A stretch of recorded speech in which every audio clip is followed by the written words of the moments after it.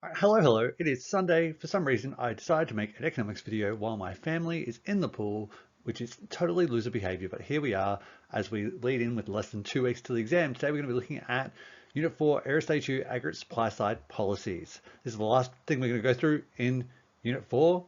All the topics will have been done. So let's just get straight to it. This is the shortest topic. So general tips for this topic.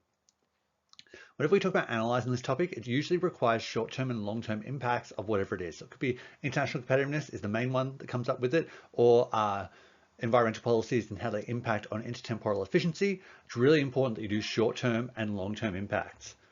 Aggregate supply is always about changes to the willingness and or ability of producers to produce. So it's really important that you reference these things. So when talking about changes in aggregate supply, are the businesses more able to produce? Are they more willing to produce? You need to mention that based on either their change in cost of production or a change in their productivity. In the multiple choice section, if an answer is referring to interest rates or the cash rate at all, that has no relevance to this topic and cannot be the answer. So if you see an aggregate supply question and interest rates are a response, that's a distractor, just cross it out straight away. So some key definitions in this topic, we've got aggregate supply, which is the ability and willingness of businesses to produce. Productivity, which is our output per unit of input. That's a really simple definition. Productive capacity, which is the maximum potential output of an economy, not necessarily how much we're producing, but how much we can produce if we use all of our productive resources. International competitiveness, which is how price competitive exports are to our trading partners. Skill migration, which is the skills and talents of foreign workers entering Australia to fill jobs which cannot be completed by Australians. And that's really important. They're not replacing workers, they're filling positions that could not be filled previously. And then subsidies, which are a payment to consumers or businesses to reward specific behavior. So this could be buying certain things, this could be producing certain things, but it's a payment to them to incentivize them to do that behavior. So first up, the use of aggregate supply policies to complement aggregate demand policies in promoting non-inflationary economic growth over time. What this means is it means that if we are looking at our aggregate demand, aggregate supply diagram, and if I draw a rough one on the side of here, we've got aggregate supply, we've got aggregate demand. If aggregate supply does not increase and aggregate demand increases, it means that we're going to run into our productive capacity and it's going to cause prices to rise. And that's going to cause inflationary pressures. So what we need to happen is that we need aggregate supply to increase, and then that gives us room to have greater aggregate demand without running into shortages and without causing inflation to grow. So aggregate supply policies are any government budgetary policies which are used to either positively impact cost of production or productivity for businesses. These complement aggregate demand policies, such as budgetary and monetary policy, by allowing aggregate demand and total production to increase without causing shortages. So this means that we can actually demand more because there's more available, and therefore we're not causing shortages, there's no extra price pressure added, and therefore there would not be extra demand inflationary pressure created. Therefore, aggregate supply policies complement aggregate demand policies by creating non-inflationary economic growth. So then how do they actually do this? So they can impact our international competitiveness, so how well our exports compete on price in global markets.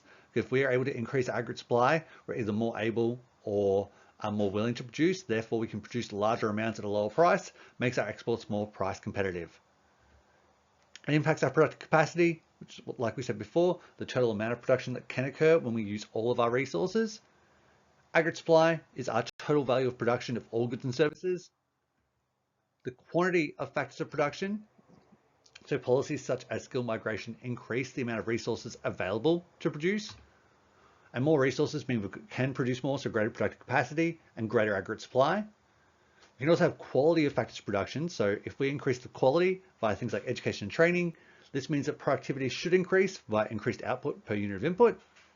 So skill migration, education and training, even research and development can increase the effectiveness of our resource use. Our cost of production, you know what this is, but policies such as subsidies can decrease the cost of production for businesses and make them more willing and able to produce.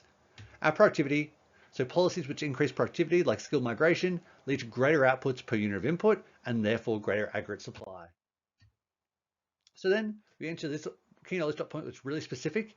It looks at how one of the following budgetary policies impacts Australia's international competitiveness, aggregate supply, domestic goals, and living standards. I always look at subsidies because we use the childcare subsidy and aggregate demand policies, therefore we can double up here. So subsidies are a cash payment or reward for consumers or producers for specific behaviors. Subsidies to consumers can increase motivation to work as they have a high discretionary income remaining because of them. This means they're going to be more productive when they are working, increasing our productivity and the ability for businesses to produce and increase aggregate supply. So this can increase productivity, participation rates, because you get to keep more of your income if you do work. Therefore, this helps to achieve strong, stable economic growth and full employment. Subsidies can also increase our international competitiveness in the short term. However, they can have a neutral to negative effect in the long term. So one of the issues with subsidies is we get reliant on them, and it might mean that businesses, for example, if they're reliant on subsidies, will stop having reasons to have to get more productive, and that can lead to negative impacts to our long-term productive capacity. Then we've got skill migration and its effect on population, participation, and productivity. So skill migration refers to the movement of skills and talents of overseas labour to fill jobs which cannot be completed by Australian workers. So skilled migrants come equipped with high levels of skills and therefore help to increase productivity, productive capacity, and our aggregate supply. By increasing our productivity, they can help improve our international competitiveness and the achievement of our domestic macroeconomic goals, because we're now able to produce more at the same or lower price. They cost the same in wages though, but because we're more productive, we're getting more output with our available inputs, and therefore we're more productive, and therefore our exports are more price competitive. We're able to sell more of them. Skilled migrants should also lead to greater access to goods and services because we're producing more, which is going to improve material living standards. However, this can negatively impact social cohesion and therefore lead to decreases in our non-material living standards. Then we've got trade liberalisation, which is the removal of barriers to trade between nations. The short-term impacts of this, it can increase structural unemployment as Australian businesses struggle to compete internationally, but it does lead to increased access to goods and services via imports, which is good for material and non-material living standards. It can lead to lower cost inflation due to inputs in production. So these are the short-term impacts. This often comes up with analysed questions. The long-term impacts are that businesses are likely to reallocate resources to areas of comparative cost advantage. So rather than producing things that we're not good at, we'll allocate resources towards things like education and healthcare, which we are quite competitive in. This is going to increase production and therefore employment.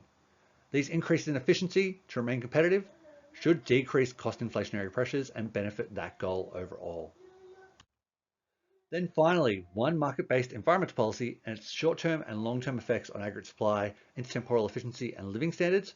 We've chosen to go with the emissions trading scheme, which is an environmental policy where businesses are provided with a limited number of carbon credits from the government, which they must use when they emit carbon into the atmosphere. So they get a certain limited number of credits. If they use them all, they must then sell or buy them from other businesses. So businesses who do not use their carbon credits are able to sell them to other businesses who need them at whatever price the market dictates. So this means supply and demand comes into effect. If they're in high demand, they're going to cost more. So therefore, you're more rewarded for not polluting and selling them on to other businesses.